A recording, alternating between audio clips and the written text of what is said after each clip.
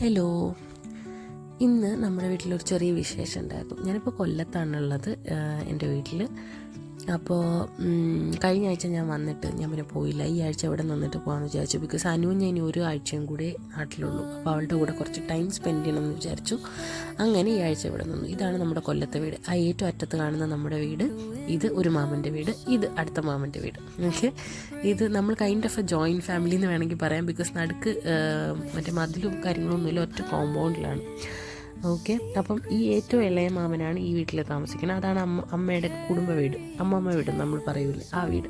അപ്പോൾ ഈ മാമൻ ഇവിടെ ഇപ്പുറത്ത് വേറൊരു വീട് വെക്കുന്നു. അതിൻ്റെ കുറ്റിയടിക്കലും കല്ലിടിയിൽ കാര്യങ്ങളൊക്കെയാണ് ഇന്ന് നടക്കുന്നത്. അതാണ് ഇന്നത്തെ വിശേഷം.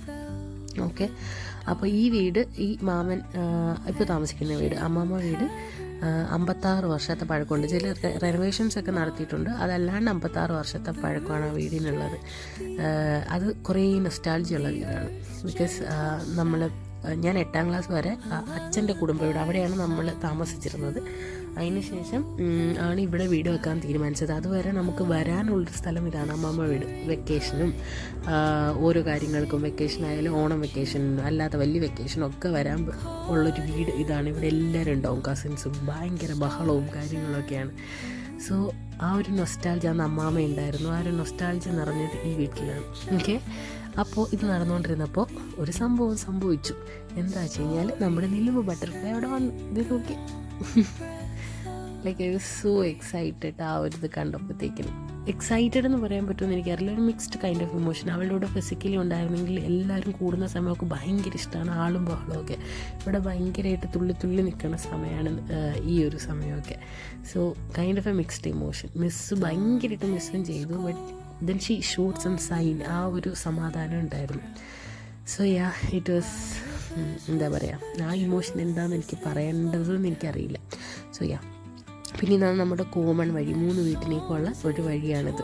ഈ 3 വീട്ടിലേക്ക് മാത്രമായിട്ടുള്ള പ്രൈവറ്റ് വഴി, ഗേറ്റൊക്കെ ഇട്ടിട്ട്. So this is kind of A like നമ്മുടെ വീട്.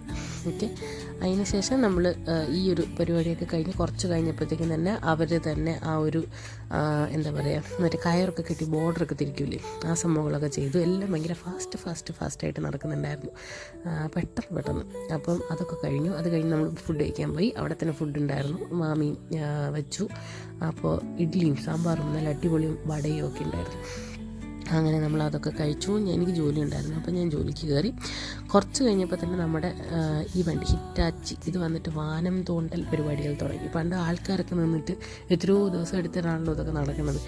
ഇപ്പോൾ 2 മണിക്കൂർ കൊണ്ട് ഫുൾ എല്ലാം സെറ്റായി, വളരെ പെട്ടെന്ന്. എന്നിട്ട് ആ വണ്ടി തിരിച്ചു പോവുകയും ചെയ്തു. അത്രയ്ക്ക് പെട്ടെന്നാണ് ഇപ്പോൾ കാര്യങ്ങൾ നടക്കുന്നത്. അതിന് ശേഷം ഉച്ചയ്ക്കായിരുന്നു കല്ലിടിയിൽ. അപ്പം കല്ലിടിയിൽ കാര്യങ്ങളും അതിൻ്റെ കൂടെ തന്നെ നടന്നു. ഉച്ചയ്ക്കായപ്പോഴത്തേക്ക് എല്ലാവരും ഒന്നും കൂടെ അവിടെ തന്നെ കൂടി. എന്നിട്ട് കല്ലിടിയിൽ പരിപാടികളും നടന്നു. അപ്പോൾ നമ്മുടെ നിലുവ ബട്ടർഫ്ലൈ വീണ്ടും വന്നു. ഇത് നോക്കി,